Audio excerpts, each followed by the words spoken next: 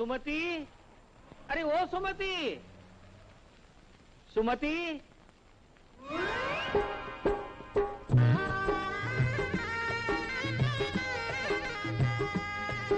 અરે સુમતી, તું આ શું કરી રહી છે?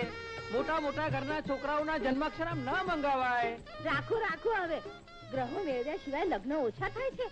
તમને પુરુષોને આ વાતમાં કઈ નહીં સમજ પડે. દીકરીએ જેની સાથે ભાવ કાઢવાનો છે તેનું ભાગ્ય તો જાણવું જોઈએ ને. ભલે ભાઈ ભલે, જેવી તારી મરજી. બસ હા તો ઠીક. આ જન્માક્ષર મેળવે છે, પણ આ બાબતમાં ચંદનને પૂછ્યું છે? એમાં એને શું પૂછવાનું? આપણે જે કઈ કરીએ તેના ભલા માટે જ ને. ચંદન લગ્નની બાબતમાં આપણો બોલ નહીં ઉઠાવે.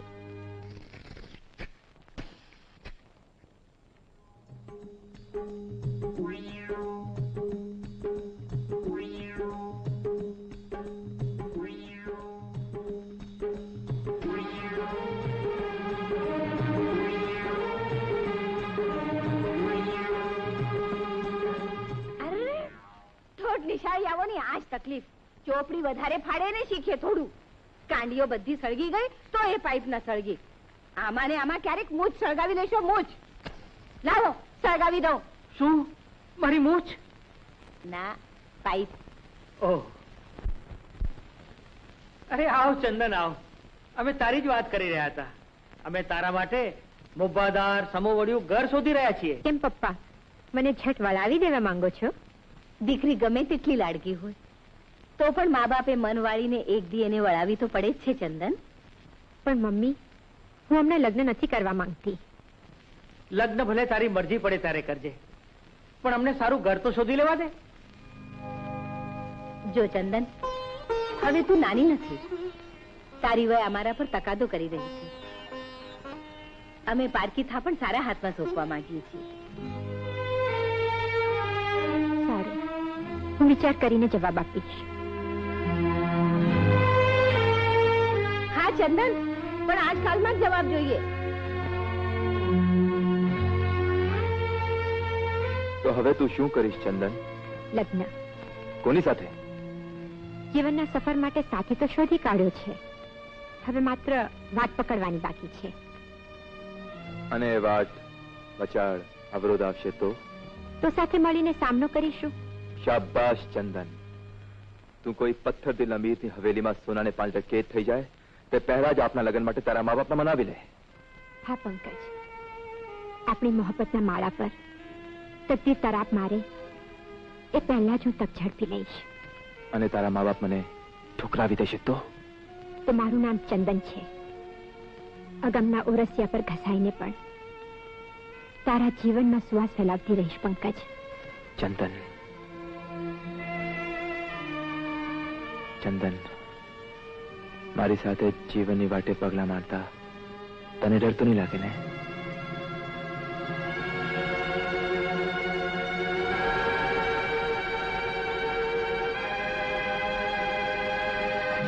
ઇમ્પોસિબલ.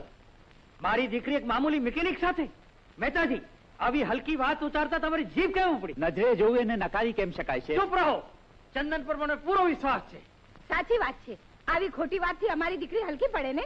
મેં તો મારી ફરજ બજાવી છે બેન. બાકી માનવું ન માનવું એ તમારા મનની વાત છે. બસ કરો મહેતાજી. ચંદનમાં સારું નરસું પારખવાની શક્તિ છે. અમારા ઘરાનાની આબરૂ પર બટ્ટો લાગે એ રીતે કંગાળ કારીગર સાથે ઉગાડે ચોક ફરે જ રહી. પણ આ હકીકત છે શેઠજી, માટે તો મારી હૈસિયત વિસરી અહીંયા આવવાની હિંમત કરી. મહેતાજી, ચાલ્યા જાઓ. શું કરું, તમારી વર્ષોની વફાદારી આડે આવે છે. નહીં તો પપ્પા,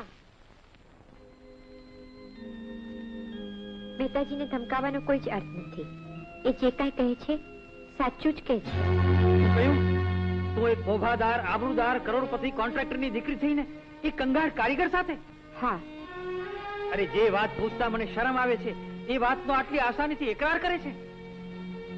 પપ્પા, હું પંકજને દિલ દઈ બેઠી છું. દિલ કઈ એટલું સસ્તું નથી કે રસ્તે રજડતા હાલી મવાલીને આપી દેવાય. પંકજ કઈ હાલી મવાલી નથી, પણ મહેનતકશ ઇન્સાન છે. ઇન્સાન નહીં, હેવાન છે. અને માલિકની પુત્રી પર નજર બગાડનારને મહેનતકશ નહીં, મતલબી કહેવાય. ચંદન, એક તરફ અમે કોઈ ઊંચા ખાનદાનમાં તારા લગ્ન કરવાની તૈયારી કરી રહ્યા છીએ, ત્યાં આવા એક નીચ માણસ સાથે નેહ બાંધતા તને શરમ ના આવી? મમ્મી, હું એને મનથી વરી ચૂકી છું. એક 500 રૂપિયાના પ્રપંચી પગારદાર ને? પપ્પા, મન જેને માને એ માલિક, દિલ જેને ઓળખે એ દેવતા. ચંદન, મારી નજરથી દૂર થઈ જા, નહીં તો. હા હા, શું કરો છો? જુવાન દીકરી પર હાથ ના ઉગામાય. એને ફૂલ પાનમાં ઉછેરી એ શું આ ફજેદો કરવા માટે? એને લાડ કોડમાં ઉછેરી એક લંપટનો હાથ પકડવા માટે?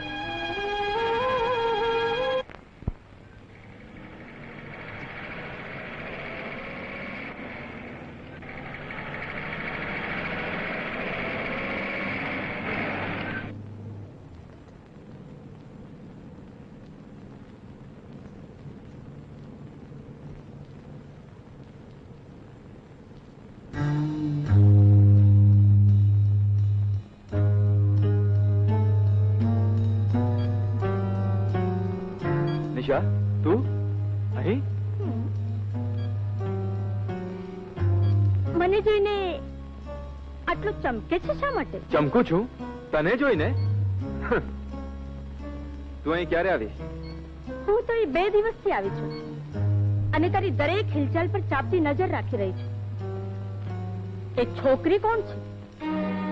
કઈ છોકરી? તારા સિવાય મારા જીવનમાં કોઈ છોકરી આવી જ નથી નિશા. પંકજ, જાણ ભેદુ પાસે અજાણ્યા થવાનો ડોળ કરવાથી છટકી શકાતું નથી. બોલ, કોણ છે એ છોકરી જેની સાથે હું તને 2 દિવસથી ગુલતાન ઉડાવતા જોઈ રહી છું? ઓ, એ છોકરી અહીંના એક શ્રીમંત કોન્ટ્રાક્ટરની દીકરી છે. હું એને આપણા ભલા ખાતર જ ફસાવી રહ્યો છું નિશા. ઓહ, એમ? એની સાથે છૂટછાટ પણ મારા ભલા ખાતર જ લઈ રહ્યો છે? તું સમજતી કેમ નથી નિશા? એનો પ્રેમમાં ફસાવ્યા સિવાય એના પિતાનો પૈસો હાથમાં શી રીતે આવે? અને પૈસો હાથમાં આવી ગયા પછી શું કરીશ? લગન. કોની સાથે? તારી સાથે. બીજા કોની સાથે?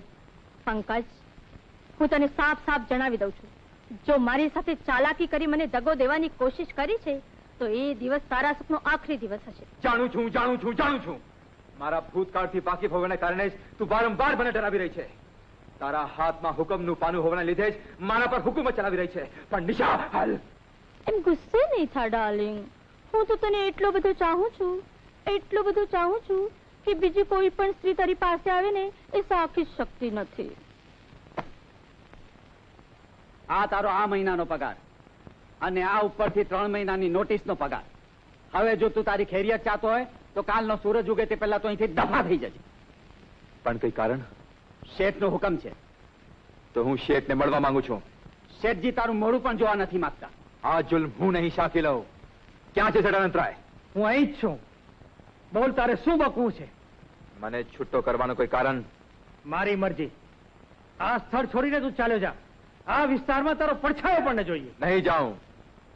તમે મને નોકરીમાંથી કાઢી શકો છો પણ આ જગા છોડીને ચાલ્યા જવાનું કહેવાનો તમને કોઈ અધિકાર નથી. બધું જ જેના અખ્તિયારમાં હોય એને અધિકાર આપોઆપ પડી જાય છે. આ મારા સવાલનો જવાબ નથી શેઠ. તને જવાબ જોઈએ છે? શેરસિંહ, આ હલકતને જવાબ જોઈએ છે.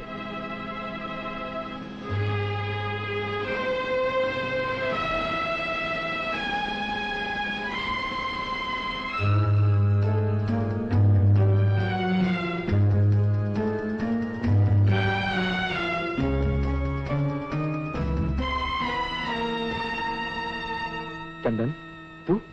હા, મને બધી જ વાતની જાણ થઈ ચૂકી છે. મારો ઇકરાર આવી આંધી ચગાવશે તેનો મને ખ્યાલ ન હતો. તારા પિતાએ મને અહીંથી ચાલ્યા જવાનો હુકમ આપ્યો છે, એ જાણે છે? હા.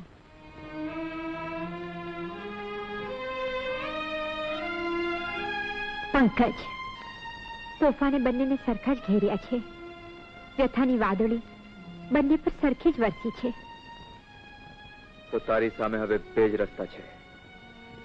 યા તો પિતાનું ઘર કે પ્રેમનું મંદિર. બોલ, તું કઈ માર્ગે જવા માંગે છે? ત્યાં તું, ત્યાં હું. તો ચાલ, આપને નાસી જઈએ. ના, હું ભાગેડું ઠરવા નથી માંગતી. તારી સાથે સંસારમાં ડગ મિલીશ તો તારી પત્ની બનીને જ. એ તો ઠીક, પણ તારા પિતા આ વાત મંજૂર રાખશે? હું પિતાનું ઘર છોડીને આવી છું. સાથે થોડા કપડાં અને ઘરેણાં પણ લેતી આવી છું. થોડા જ? એટલે મતલબ કે થોડા જ કપડામાં તો થોડા દિવસો તો કાઢી શકીશ ને. ઘરેણાનો મને મોહ નથી. આઈ લવ યુ. પંકજ, તારી સાથે જીવનભર આંસુ પાછળનું ઓળીને રહેવા તૈયાર છું.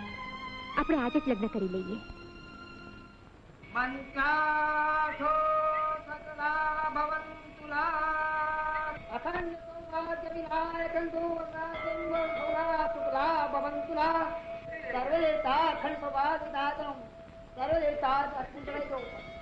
સબૂત ચંદનબા, આ પંકજની ધરપકડ માટે અમારી પાસે વોરંટ છે. એક રીઢો ગુનેગાર અને પાક્કો ઉઠાવગીર છે. પંકજ તો અમારી કંપનીમાં કામ કરે છે. તમારી કઈ ભૂલ થાય છે ઇન્સ્પેક્ટર? ભૂલ તો તમે કરી રહ્યા હતા ચંદનબા. સારું થયું અમે સમયસર આવી પહોંચ્યા. પોલીસ ઘણા સમયથી આની તલાશમાં હતી. હવાલદાર, પકડી લો આને. ઇન્સ્પેક્ટર સાહેબ, પંકજ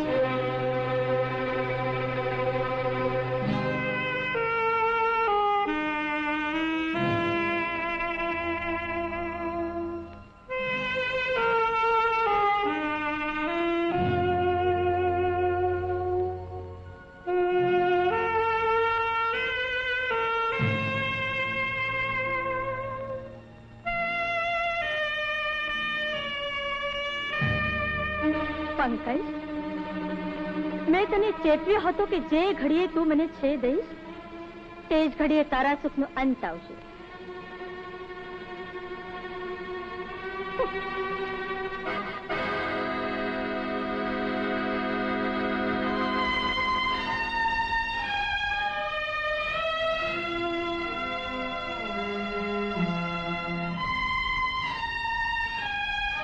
કોણ છે તું?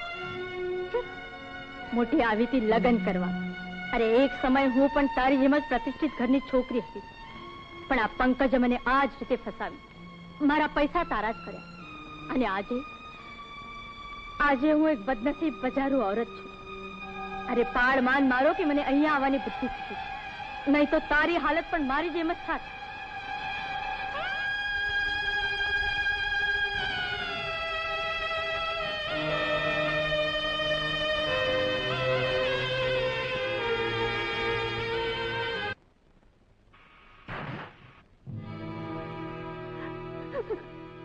આવી ગઈ પાછી?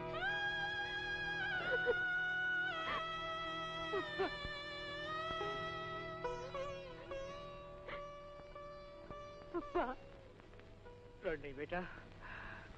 જાગ્યા ત્યાંથી સવાર. સીતા જેવી સતી એકવાર આણ ઓળંગી તો રાવણ એને હરી ગયો. જ્યારે આજે તો દરેક ઘર બહાર અનેક રાવણો એવા એક ગલત પગલાની રાહ જોતા જ બેઠા છે. ચંદન, તારો આ પત્ર વાંચ્યો અને તું નાસી ગઈ છે જાણીને ખૂબ ખેદ થયો. પણ તું ઠોકર ખાઈ પાછી આવી એથી હું ખૂબ ખુશ થયો છું. ખુશ એ ખાતર કે હવે જિંદગીમાં કદી તું ખોટું પગલું નહીં ભરે બેટા. ચંદન, મને માફ કર બેટા.